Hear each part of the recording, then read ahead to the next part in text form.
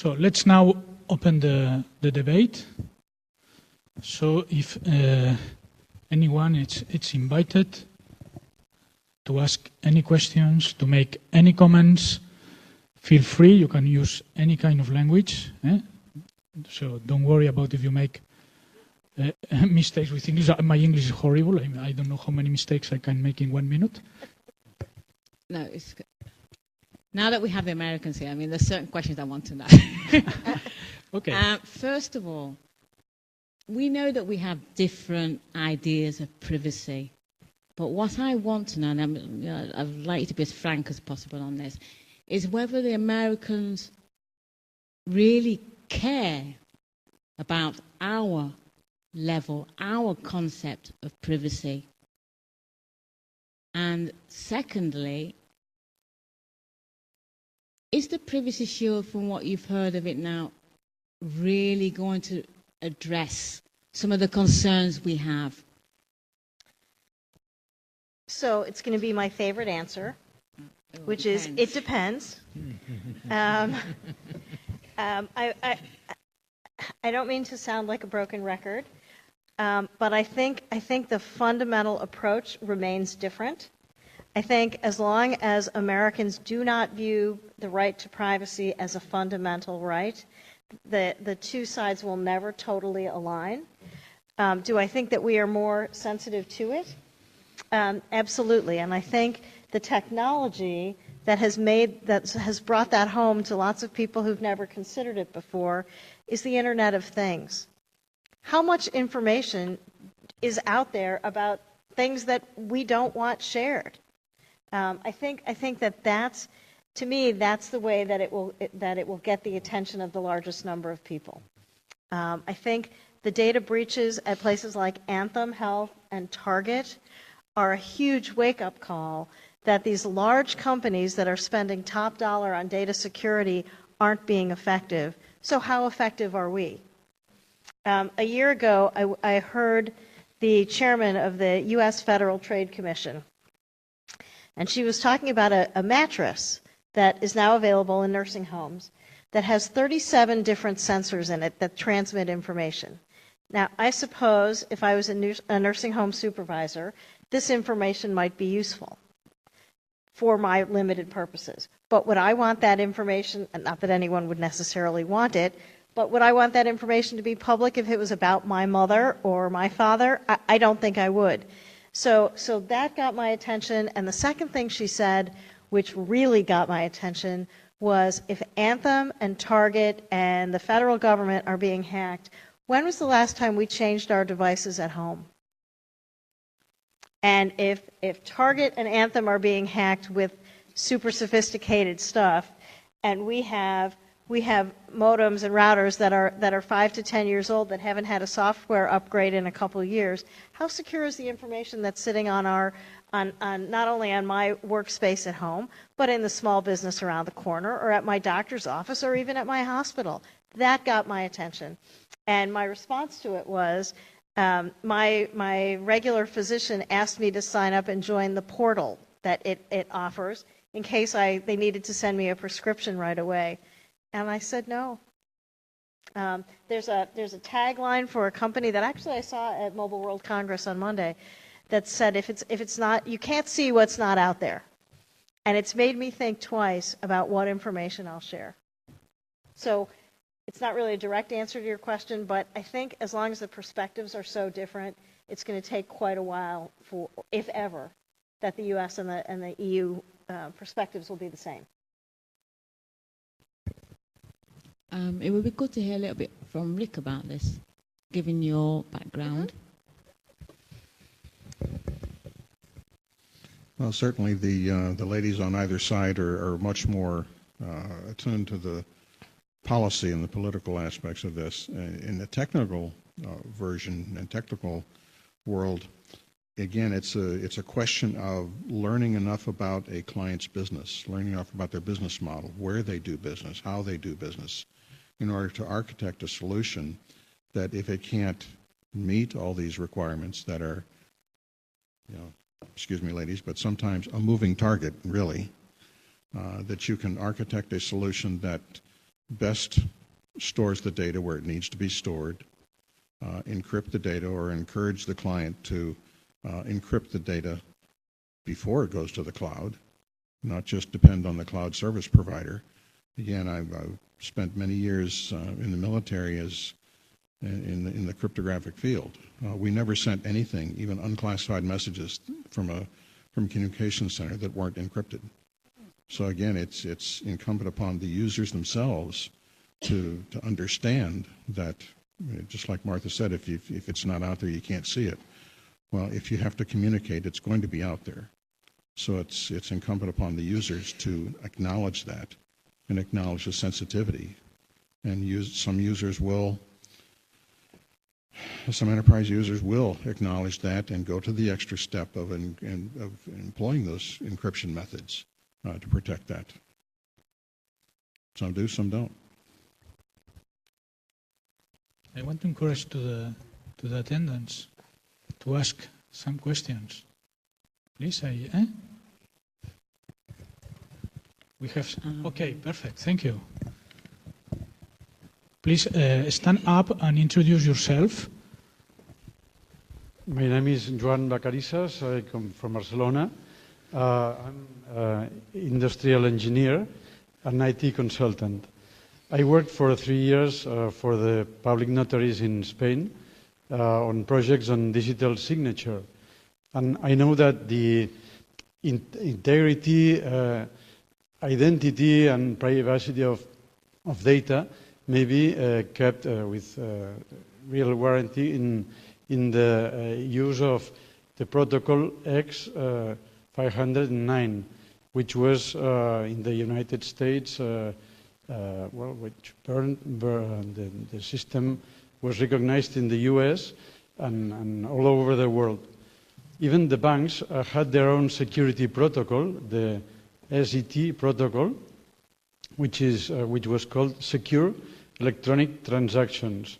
Most of Spanish banks in Spain had already a system, an informatic system to use this technology, but they refused to use it because they thought it was too complicated for the citizens to use it, and they may lose their quote of in marketing in users and citizens, and so banking was competing between them.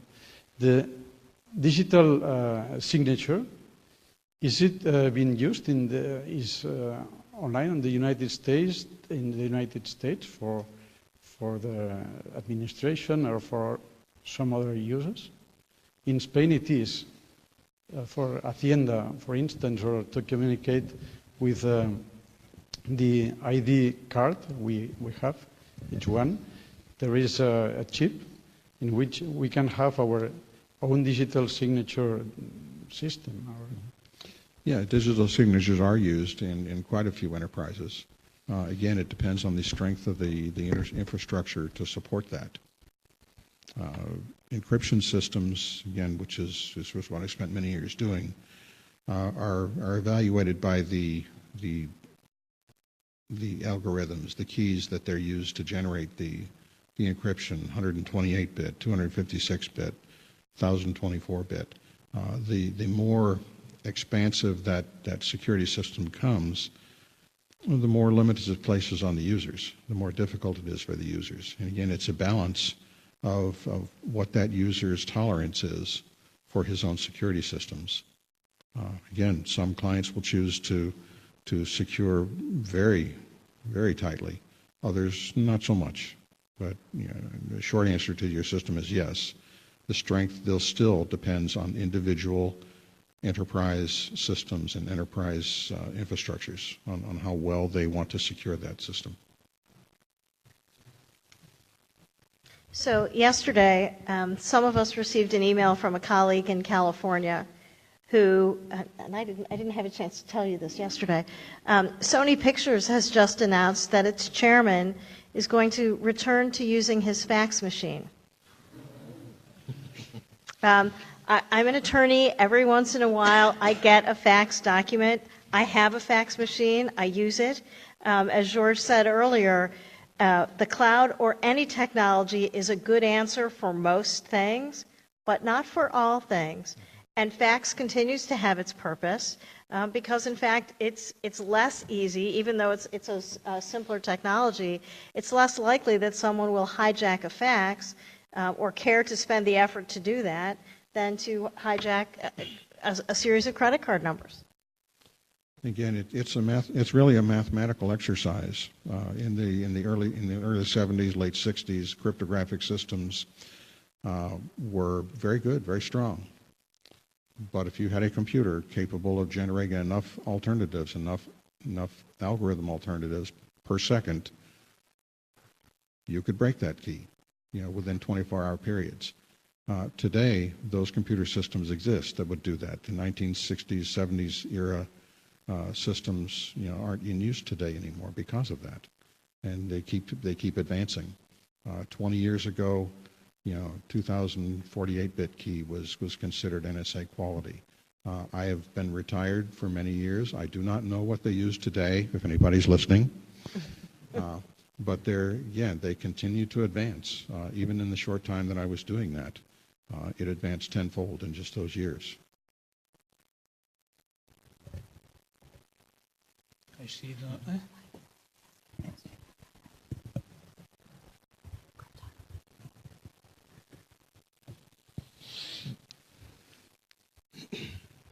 Everybody, my name is Juan Manuel. Thanks for all these nice presentations. I'm a telecom engineer, and maybe I have to apologize in advance for raising this question in the frame of this World Mobile Congress, but I have to admit I'm a little bit of a cloud skeptical, okay? And I really don't know if I'm going against everything with this statement, but the first time I heard about the cloud, it sounded to me like bubble. And bubble is not really a nice word and scenario to think about when you talk about businesses, for instance, okay? After listening to you today, I have to admit that my skepticism is still even higher. And I really don't know if I'm going against everything in terms of common sense about technological evolution, or if all these problems that you were sharing with us today are really preventing people and companies from moving massively towards clouds. If I could choose, I would like to have my own data and my company's data in my own server down there. I don't think Google or Facebook could take my cloud to put their data. I don't know why I should take their cloud to put my data. Okay, I am the moderator, but I also have my own thoughts and my own opinion. Yes, of course, cloud is dangerous, but be careful, because nothing is perfect, and to have the data inside also have significant risk. Okay, let me tell you an example. Do you know one guy? We have seen there the photo of the picture of Mr. Snowden. But do you remember a guy named Falciani or something like this, and a famous list? Falciani was an employer of a bank, and he take the information from the bank, from the servers from the bank. He was inside the organization, and then he disclosed the information. So the risks are not only in the cloud, about the confidentiality, about the integrity of your data. You also have the risk inside. And to be honest, in my opinion, perhaps it's more dangerous sometimes when the traitor is inside than when it's outside. The human link is always the weakest. And to address your concern, I don't want to give the impression, I don't think any of us want to give the impression that using the cloud is not something you should consider. It's just another media. It's been around for 50 years. It's evolved and become much more pervasive now. But it's always been there. It has a place. It's a very good tool, but use it wisely. Understand the parameters that you have to address, and it's just another transmission media, that can be used effectively. But just understand what it can do for you and what it can do to you. Okay.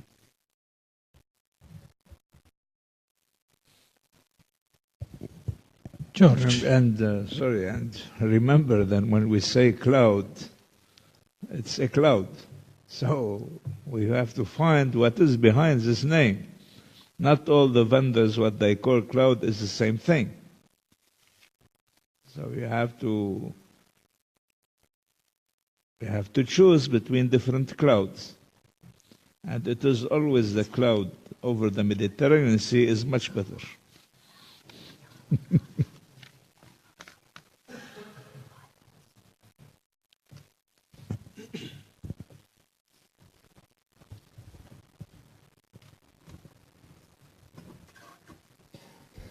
Good evening. My name is Kenneth Ramberg. I'm from Norway. I'm working in a startup.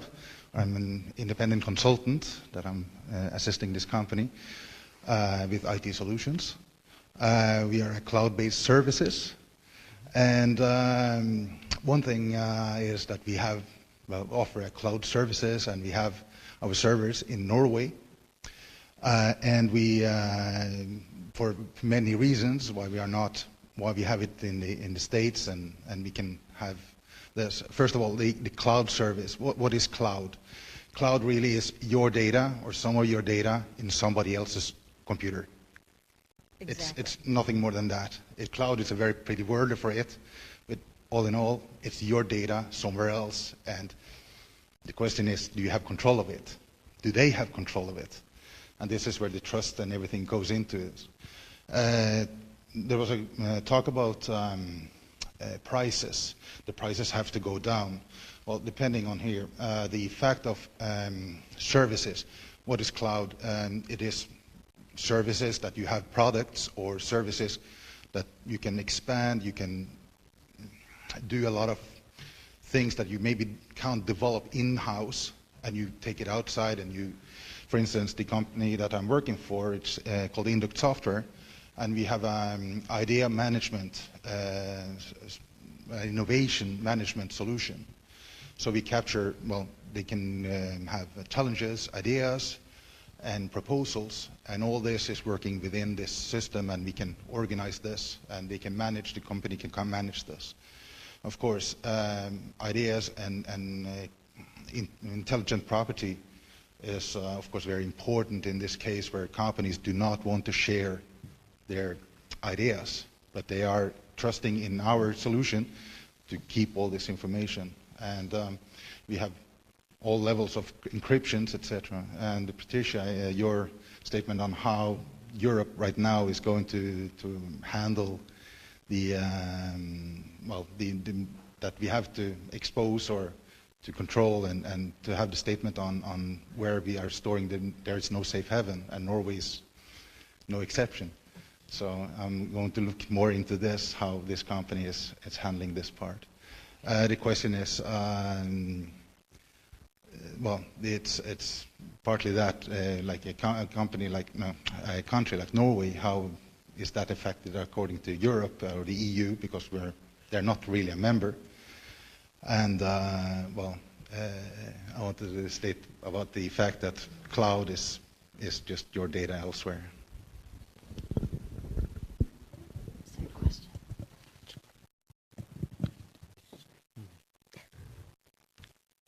Let's make another question, and the final question.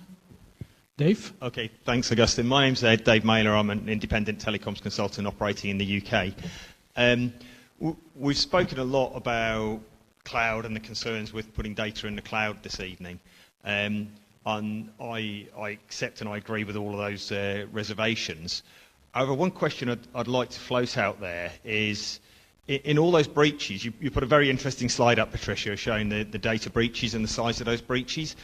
Is there any data that shows whether those breaches were based on data that was held in the cloud or was held in customers' own data centres? And irrespective of whether it was in the cloud, was the breach down to mistakes on behalf of the provider or the customer? On that particular slide, I don't think that the breaches were breaches which were in the cloud. Really, that slide that was there to demonstrate that breaches happen. It's possible in the cloud. It says it's possible in other systems. No, it was just to show that breaches happen. Dave, wait the microphone, please. Yeah, I appreciate that entirely. I just wondered whether anybody in the room knows whether any such data exists, whether any analysis has been done on data breaches as to whether the cloud or on-premise is actually more guilty. That's a great question. I'm not aware of any surveys in particular in cloud, no. It's a great question. I'm not sure any of us have the answer. In my opinion, we are in a transaction, okay? We need to learn. We are all learning about how to manage the IT revolution and the digitalization. So, and we have two options. Go ahead and try to solve the problems. They are knocking or they are appear. When appears a problem, we can try to solve. The other option is do nothing. And in my opinion, do nothing. It's never the best option. We need to think about to do nothing, okay? But we need to analyze the advantages of disadvantage of the different scenarios that we have. We have been talking here about risk. Perhaps we talk only about risk sometimes, but we also need to think about the advantages. And it depends of which is your business, which is the size of your company, which is your country. For example, in my opinion, small companies in Africa, for example, they can get the advantages from a lot of applications, not only for business, and also from learning, health, if they can have access to the network. So there are a lot of advantages on cloud applications. All it depends. And what is clear is when you make a decision, you must make. Here in Spain, we talk about take a decision. And it's not the same to take a decision than to make a decision. So I think we must make decisions. We must analyze the problems, but we must act. Because if you don't act, you are dead. That's my opinion. So I would like to close this session only saying one word. Okay, it's thank you. Thank you to everybody. Thank you, Rick. Thank you, George. Thank you, Marta. Thank you, Patricia.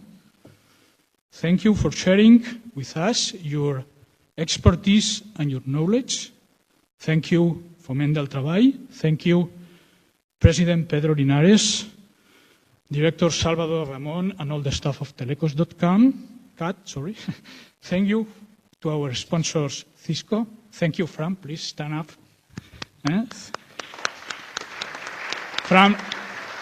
Frank Blackmore, Manager of the Consultants Liaison Program of Cisco. Thank you for your continued support and help. Thank you, Ismael. Please, Ismael, stand up. And your team of AZINSOL for recording and broadcasting in live this event using your innovative IP video solutions. I also want to say thank you to our email team. Okay. And then, unfortunately, as citizen of Barcelona, I also must say sorry for the inconvenience to the transport strike.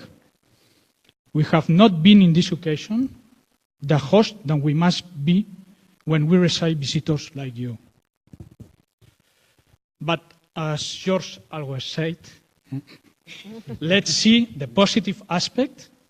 And the positive aspect is that today in this event, we have been feeling the power of cooperation, the power of communications, the power of sharing ideas and understand from different points of view what is going on. The lessons we have been learning today are allowing us to better understand technology and reality. All together, coming from very far away locations, we are today building a better world. Tomorrow, when we wake up, we must remember that we can choose between be a builder or be a destroyer or a toxic person and only see the negative aspects of the reality. I think we are facing amazing opportunities. Well, with the strike, I really have some names of toxic or impossible people in my mind, but I will prefer not to mention them. Okay? So, like President John Fitzgerald Kennedy, this is one of my preferred sentences. We choose go to the moon, not because it is easy, because it is hard. Today we have choose all together to build a better world, facing the big challenges we have, using the right technology tool we have available in order to create prosperity and overcome poverty. Let's celebrate with a cup of cava. You are all invited now. Our willing to improve our world and our society with global collaboration. Yes, we want to do. I prefer yes, we want to than yes, we can. Thank you for joining us today. Be in touch with you. Congratulations.